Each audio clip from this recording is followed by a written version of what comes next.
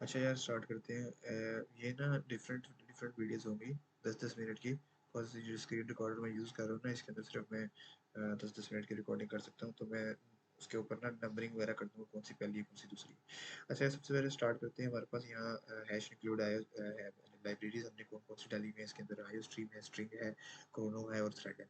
आयो स्ट्रीम यार, by the way मैं ऐसे करता हूँ कि एक एक क्लास की जो है ना वो वीडियो बना देता हूँ, ताकि तुम्हें भी आसानी हो, कोई स्पेसिफिक क्लास के देखेंगे तुम्हें पता हो। ठीक है। सो आयो स्ट्रीम है, ठीक है। ये तो तुम्हें पता है स्ट्रिंग इसलिए क्योंकि हमने यहाँ बहुत सारी जगह स्ट्रिंग यूज़ किया हुआ है। जैसे हमने प्रोडक्ट नेम के लिए स्ट्रिंग यूज़ किया हुआ है, डिस्क्रिप्शन के लिए स्ट्रिंग यूज़ किया हुआ है, सेलर आईडी के लिए स्ट्रिंग यूज़ किया हुआ है।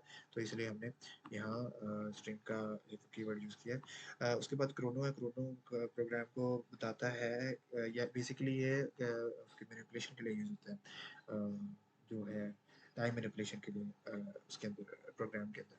सो थ्रेड जो है वो प्रोग्राम को होल्ड करके रखता है कितनी देर के लिए? जितनी देर के लिए क्रोनो उसे बताए।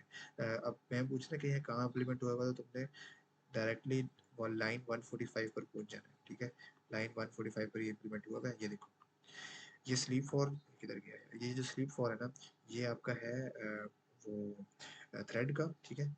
और ये जो क्रोनो और सेकंड है, ये आपको क्रोनो वाली लाइब्रेरी का। स्लीप फॉर क्या करता है? ये होल्ड करके रखता है प्रोग्राम को कब तक? जितना ये टाइम बताया। अब ये 1 सेकंड के लिए होल्ड करके रखेगा।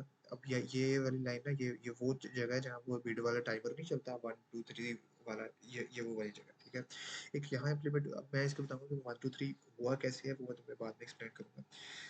अब एक इस जगह ये लाइब्रेरी यूज हुई है, और एक हमारी ट्रांजेक्शन वाले में यूज हुई है।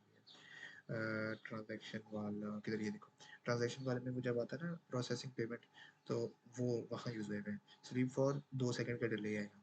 ठीक हो गया। वापस चलते हैं। आई होप तुम्हें समझ आ गई होगी लाइब्रेरीज की। उसके नीचे नेम स्पेसिफिड ही है, और उसके बाद तुम्हें पता है कि जब हमने कोई कांस्टेंट वैल्यू इनिशियलाइज करवानी होती है तो हम सबसे ऊपर करवाते हैं। तो हमने जो मैक्स प्रोडक्ट्स और मैक्स यूजर की जो कांस्टेंट वैल्यू थी वो हमने ऊपर इनिशियलाइज करवा दी। मैक्स प्रोडक्ट्स वो हैं कि यहाँ हम 10 से ज़्यादा प्रोडक्ट ऐड नहीं कर सकते इसके अंदर ना। यानी जो प्रोडक्ट्स हैं इसमें ऐड है 10 से ज़्यादा नहीं, दो तो ऑलरेडी ऐड है ना, उसके अलावा 10 से ज़्यादा नहीं ऐड। यानी टोटल अगर हम इसकी कैपेसिटी की देखें तो 12 प्रोडक्ट्स ऐड कर सकते हैं। इसी तरह यूजर्स हैं। यूजर्स भी जो है वो हम 10 कर सकते हैं, 10 से ज़्यादा नहीं कर सकते। ठीक है। हम ऑब्वियसली इसकी वैल्यू चेंज कर सकते हैं, हम इसको 20 भी कर सकते हैं अगर हमें ज़्यादा प्रोडक्ट्स ऐड करने हैं, तो वो डिपेंड करता है। ठीक है। उसके बाद हमारे पास आ जाता है एक कितना टाइम हो गया? 2 मिनट है अभी। उसके बाद मैंने तुम्हें कल भी एक्सप्लेन किया था कि एक ये फंक्शन आ जाता है क्लियर स्क्रीन करने का। अब ये करता क्या है, ये मैं तुम्हें बता देता हूँ कि हो क्या रहा है इसकी वजह से। ये जैसे ही मैं लेट्स सपोज एंटर करता हूँ ना, हो कोई सेलर लॉगिन या बिडर लॉगिन, तो जैसे ही मैं प्रेस एंटर करूंगा तो तुम्हें देखो स्क्रीन क्लियर होगी और अब मेरे पास एंटर लॉगिन का ऑप्शन आ गया। ठीक है। अ, इसी तरह अगर मैं यहाँ लॉगिन करूंगा, लॉगिन सेलर,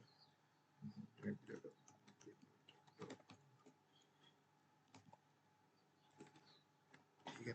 अब मेरे पास यहाँ सारा डैशबोर्ड खुल गया। अब जैसे ही मैं लॉग आउट करूंगा मेरे पास फिर से ये ऑप्शन आ गया। लेट्स सपोज मैंने बिडर लॉगिन में जाना है, तो मैं 2 प्रेस करूंगा तो फिर से स्क्रीन क्लियर हो जाएगी और मैं बिडर पे, यानी एक प्रोफाइल से जब दूसरी प्रोफाइल में आप जाते हैं तो स्क्रीन क्लियर कर देता है वो। ठीक है।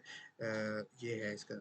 अब वो क्लियर कैसे कर रहा है? बेसिकली ना, इसकी एक अपनी लाइब्रेरी होती है conio.h के नाम से ना। ठीक है, मैं उसको एग्जैक्टली नाम भी तुम्हें सेंड कर दूंगा। मेरा ख्याल से conio.h ही है। अब उसके अंदर होता क्या है कि आप जब conio.h ऊपर इंक्लूड करवा देते हैं और नीचे जो सिस्टम CLS आप लिखते हैं, ये सिस्टम CLS कहाँ ऐड हुआ है? ये देखो मेन के अंदर ऐड हुआ है। इसका जो फंक्शन है, ये देखो क्लियर स्क्रीन है ना, ये फंक्शन है ना, फंक्शन कॉल हुआ है यहाँ। ठीक है। अब सिस्टम CLS जो है ना, अब लेट्स सपोज मैं जहाँ वो लिखा होता है ना क्लियर स्क्रीन का, उसकी जगह मैं सिस्टम CLS डायरेक्टली भी लिख सकता था, लेकिन उसके लिए मुझे यहाँ एक लाइब्रेरी डालनी पड़ती थी। मैंने वो किया क्यों नहीं? इसलिए नहीं किया क्योंकि समटाइम्स जो सिस्टम CLS होता है ना, समटाइम्स नहीं, हमेशा सिस्टम CLS होता है ना, वो होता है विंडोज़ के लिए। CLS कीवर्ड जो है विंडोज़ के लिए होता है, और जो क्लियर होता है ना वो विंडोज़ के अलावा किसी दूसरी ऑपरेटिंग सिस्टम के लिए, लेट्स सपोज मैक है या लिनक्स है, उसके लिए हम क्लियर यूज़ करते हैं। ठीक है। तो प्रोग्राम की थोड़ी क्या उसे कहते हैं, वर्सेट प्रोग्राम को थोड़ा वर्सेटाइल बनाने के लिए मैंने क्या किया कि लेट्स सपोज कि अगर ये मैक के ऊपर भी चल रहा है ना, तो उसके अंदर भी ये स्क्रीन को क्लियर करे। उसके लिए मैंने एक डाल दिया है, मैं बताता हूँ बाद में कि ये हैश क्यों डाला है। मैंने कह दिया कि इफ Win32, यानी Win32 कीवर्ड है, यूज होता है विंडोज के लिए। प्रोग्राम को बताने के लिए कि अगर विंडोज़ है, अगर तुम विंडोज़ ऑपरेटिंग सिस्टम पर वर्क कर रहे हो, ठीक है? ये Win32 प्रोग्राम को बताता है कि ये विंडोज़ है या नहीं है। अगर तो विंडोज़ है तो वो कह रहा है कि सिस्टम सीएलएस वाला कीवर्ड रन कर दो। कहता है अगर विंडोज़ के अलावा कोई और चीज़ है, लेट्स सपोज़ मैक है या लिनक्स है, तो वो कह रहा है सिस्टम क्लियर यूज़ कर दो, ठीक है? ये इफ एल्स वही वाली कहानी है। अच्छा, हैशटैग क्यों यूज़ हुए हैं? हैशटैग इसलिए यूज़ हुए हैं क्योंकि ये प्री प्रोसेसर डायरेक्टिव है। अब प्री प्रोसेसर डायरेक्टिव कब यूज़ होते हैं? जब अपने सिस्टम के साथ खेलना होता है ना। बेसिकली हम यहाँ सिस्टम के साथ, सिस्टम से मुराद है मेरा वो जो एक कंसोल है ना, ये बेसिकली कंसोल बेस्ड प्रोग्राम है ना। ये आपका कंसोल है ना, ये जो जब हम रन करते हैं तो वो ब्लैक स्क्रीन आती है, वो कंसोल है आपका। तो जब हमने उसके साथ खेलना होता है ना, तो हम हैशटैग यूज़ करते हैं। अब ये लाइब्रेरीज़ भी हैं, इसलिए वो इसीलिए यूज़ होती है। अब लाइब्रेरीज़ के अंदर मैंने बताया था क्योंकि ये भी प्री प्रोसेसर डायरेक्टिव है। इसकी भी जो कंपोज़िशन है ना, वो इसी तरह इन्हीं हैशटैग से बनी हुई है। मैं ctrl प्रेस करके जब इसके ऊपर कर्सर लेके जाऊँगा माउस अपना और इसको प्रेस करूँगा, खोलूँगा, तो ये देखो आईओस्ट्रीम के अंदर जो सब बना है वो देखो हैशटैग हैशटैग हैशटैग से बना हुआ है। ठीक है? तो जहाँ भी हैशटैग हो रहा है तो इसका मतलब है कि वो प्री प्रोसेसर डायरेक्टिव है ये। तो ये इसका काम है, ठीक है? वॉइड वॉइड क्लियर स्क्रीन का। अब हमने इसको इम्प्लीमेंट कहाँ किया हुआ है? इसको हमने मेन फंक्शन में किया हुआ है। मेन फंक्शन में कहाँ किया हुआ है? हर यूज़र के स्टार्ट में, ठीक है? हर यूज़र के, लेट्स सपोज़ अगर सेलर है तो सेलर जब 1 प्रेस करेंगे सेलर आएगा ना, तो सेलर जैसे ही 1 प्रेस करेंगे क्लियर स्क्रीन हो जाएगी। सिमिलरली जब 2 प्रेस करेंगे तो हमारी वीडियो प्रोफाइल खुलेगी, जैसे ही वीडियो प्रोफाइल खुलेगी तो स्क्रीन क्लियर हो जाएगी। ठीक है? सिमिलरली जो हमारे पास 3 एडमिन खोलेंगे तो जैसे ही हम एडमिन के लिए 3 प्रेस करेंगे तो स्क्रीन क्लियर हो जाएगी, ये फंक्शन कॉल हुआ है। ठीक हो गया?